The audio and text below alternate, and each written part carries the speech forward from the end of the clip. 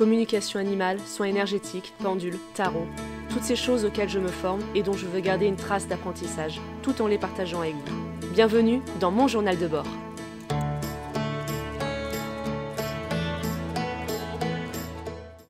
Alors, je vais profiter du coup de l'arrivée de ce nouveau tarot pour vous expliquer tout simplement comment je m'y prends, un peu mon petit protocole. Moi j'appelle ça faire connaissance avec le tarot en fait.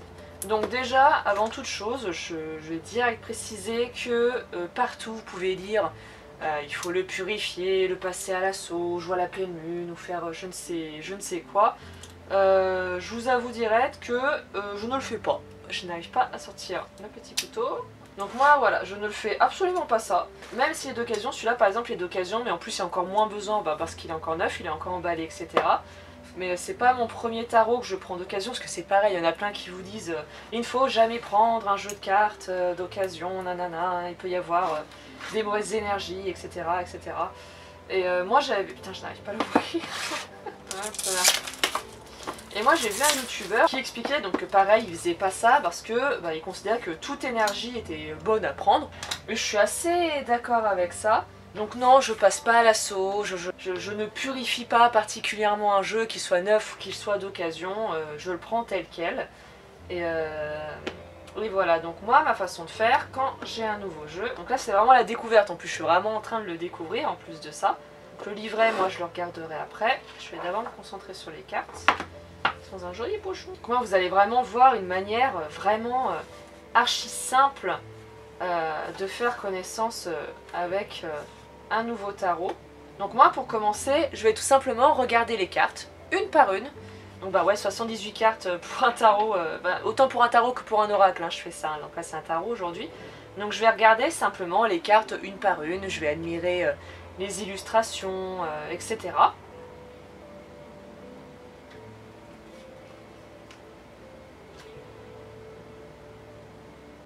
Donc voilà, je viens de finir de les regarder une par une. Je l'aime vraiment beaucoup, il est très très poétique comme tarot en fait. Il y a des cartes que normalement j'aime pas trop, que là j'arrive... Par exemple la carte des amoureux, elle est où? La carte des amoureux, je l'aime pas trop dans le tarot en général, parce que je la trouve pas saine comme carte. C'est souvent représenté comme un homme qui est avec une femme, mais que tu vois qu'il est en train d'hésiter avec une autre femme, ou... Enfin, j'ai un truc que je trouve pas sain, des fois, dans cette carte. Et là, la carte dans ce jeu-là, je la trouve très douce, très mignonne, en fait. Et il y a plein de cartes où j'ai ressenti ça. Il y a les cartes mineures. Des fois, j'ai un petit peu de mal avec les cartes mineures, je les confonds un petit peu. Et là, les illustrations font que j'arrive bien à repérer ce qu'elle veut dire. Donc ensuite, ma deuxième étape, ça va être tout simplement de brasser le jeu.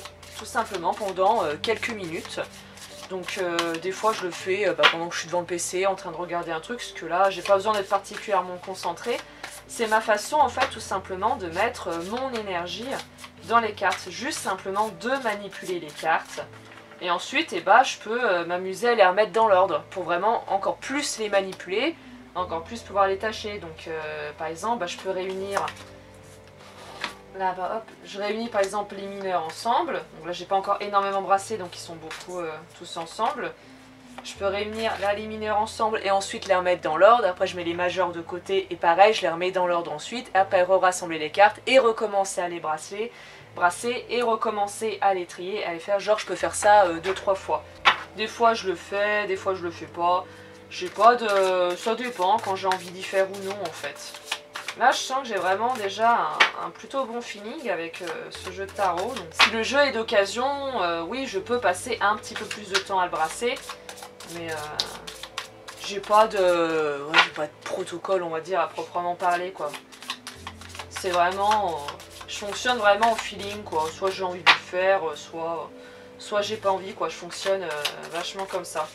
Hop, je mélange aussi un petit peu comme ça, pourquoi pas. Puis si j'en ai qui tombent à l'envers, je les remettrai. Ah voilà. Hop.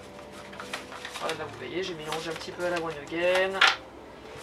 Je les rassemble.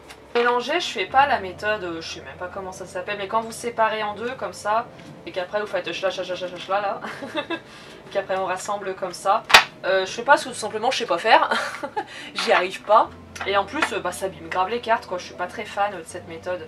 Donc là, par exemple, après, une fois avoir mélangé comme ça, et bah, je peux faire le tour des cartes, voir s'il y en a certaines qui sont à l'envers, et donc les remettre à l'endroit. Hop, voilà, soit toujours cette histoire vraiment de les manipuler, de les toucher.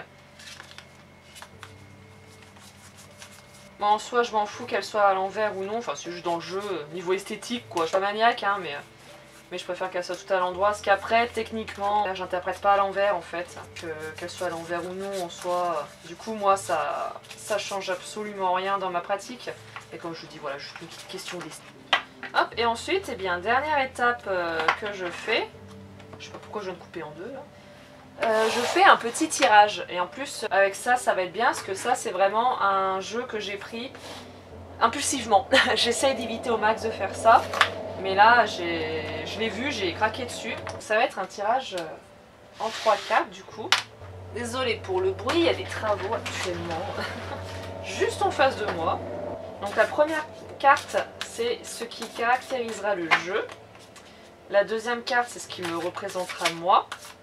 Et la troisième sera ce qui représentera tout simplement le travail qu'on va faire ensemble, ce tarot et moi. Donc on a le 4 de coupe, moi le 7 de denier. Le travail qu'on va faire ensemble, l'empereur. L'empereur le daron comme je l'appelle. Je vais attendre. Et le petit conseil qui me donne le valet de bâton. Et du coup après, une fois que j'ai ça, je vais tout simplement noter sur mon petit carnet mes impressions. Puis là, comme je connais pas encore bien le jeu et ces trucs, je vais pas mal m'aider du livret.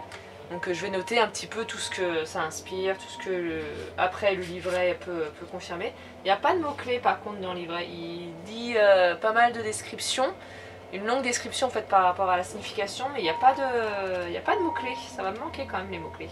Donc voilà, et du coup vous avez vu comment je fais connaissance avec un nouveau jeu de tarot. Je fais en général ce genre de choses à chaque fois. Comme je sais que personne n'a la même manière de faire, qu'il y a beaucoup de gens qui disent qu'il faut faire comme ça, il faut faire comme ça, il faut faire comme ça. Moi je fais comme d'habitude, je prends ce que j'ai envie de prendre et je fais du coup à ma manière. Et moi c'est comme ça que j'aime bien faire. Personne n'est obligé de faire comme ça. Si vous n'avez pas envie de faire comme ça, vous faites pas comme ça. Si ça vous inspire et que vous avez envie de tenter ça, vous pouvez aussi tenter ça. Mais voilà, en vrai, faites aussi ce que vous voulez quoi.